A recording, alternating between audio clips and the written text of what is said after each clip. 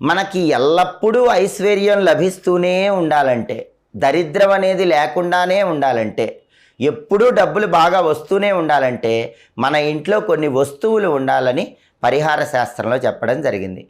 వాటిలో ముఖ్యమైనటువంటి వస్తువులు ఏంటంటే రోలు, రోకలి.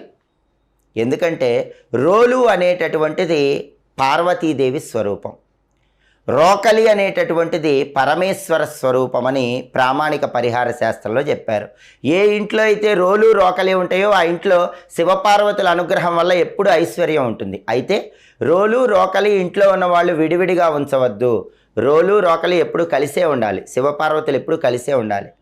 ఒక ఇంట్లో శుభకార్యక్రమం కోసం పసుపు దంచితే రోట్లో అతి తొందరలోనే ఇంకా శుభ కార్యక్రమాలు జరుగుతూ ఉంటాయి. అంతటి శక్తి రోలు, రోకలికి ఉంటుంది.